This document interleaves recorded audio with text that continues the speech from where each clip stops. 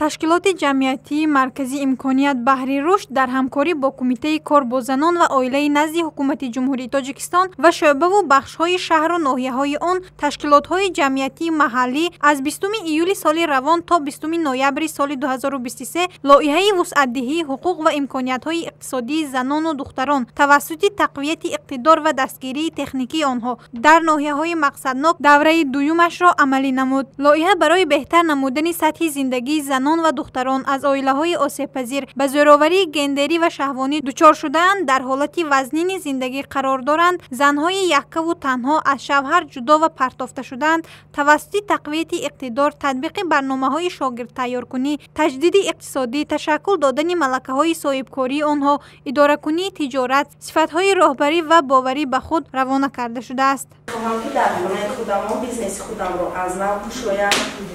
اگر من دستگیری شوم از طرف لایحه میخواهم با اپای خودم یعنی که مجرد است با 2 فرزند با اوبای بیزنس خودم را پیش برم. سهم من 1500 تومان، سهم لایحه 7200 تومان میباشد. یعنی که من در 1500 تومان میخواهم که رشته، متا، پخته، روغن ماشینه، سوزن و غیره را خریداری نمویم. در دایره لایحه و گذراندن سمینار از جانب اعضایان کمیسیه 50 نفر زنان و دخترانی که بهترین غایه‌های تجارتی را پیشنهاد کردند با تجهیزات تکنیکی دستگیری کرده می شوند. همچنین به 80 نفر زنان و دختران اشتراکچیان لایحه شهادتنامه ولیداتسیا از طرف فیلیال مرکز تعلیمی کلانسالان تاجیکستان در ناحیه‌های مقصدناک داده شد. این شهادتنامه‌ها به آنها امکانیت می‌دهد که تا زنان و دختران در آینده توانند به جای کاری قبول شوند. همچنین در حالت مهاجرت مهنتی در فدراسیون روسیه هم کار کرده توانند. لایحه من واسه نمودن استحصال در خانه خودم نامگذاری کردم آش و شیرینی‌های هجرون. من رسم آش پختگی خودم. آش من در شهر ایسار به نهایت آشخانه زیاد است برای آشپزی. آش‌های نامی هم هستند. برتری آش من از دیگر آش‌ها در برگی توکش است. برای که چنانه که هممون میدونیم آش با برگی توک نیست تولید نمیکنن. خب شیرینی هم باشد زیادتر من بدین این چی که تورت ها میپزم. مبلغ گذاری عمومی بیزنس لایحه من 11456 تومانی.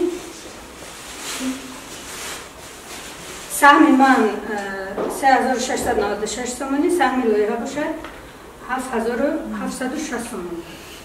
اینچنین برای پیشنهاد تجربه با موفق لایحه و تحکیم همکاری‌ها بین مقامات دولتی، جامعه شهروندی برای تأسیس جایهای کاری برای زنان و دختران به زوراوری دچار شده در شهر دوشنبه، میز مدور جنبستی در موضوع سهم در هدفهای رشد استوار، 5 وسعت‌دهی حقوق و امکانیت‌های اقتصادی زنان و دختران آسیب‌پذیر دایر گردید.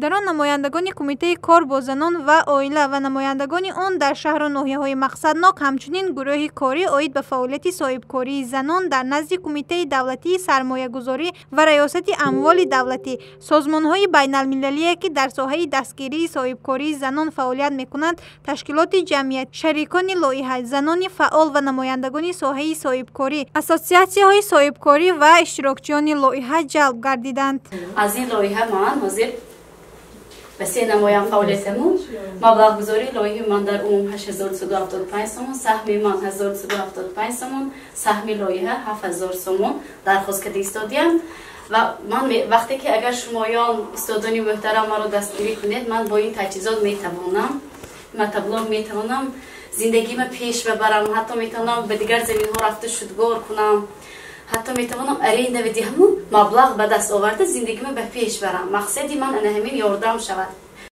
لایحه وسعت‌دهی حقوق و امکانیت‌های اقتصادی زنان و دختران توسط تقویت اقتدار و دستگیری تکنیکی آنها در ناحیه‌های مقصدناک دوره دوم در 6 ناحیه‌های مقصدناک گذرانده شد. آن در ولایت سوخت، شهر اسفره و ناحیه‌های باباجان غفورov، ولایت ختلان، ناحیه‌های واسع و یاوان، ناحیه‌های تابع جمهوری، شهر حصار و ناحیه رودکی عملی شده ایستاده است. لایحه با دستگیری تشبث نوری روشنایی در تاجیکستان عملی می‌شود.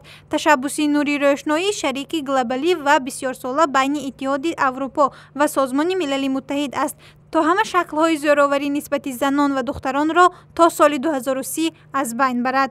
گزارش منظور بختیارزاده نصیب جان ابویف برای برنامه اطلاعاتی خبر.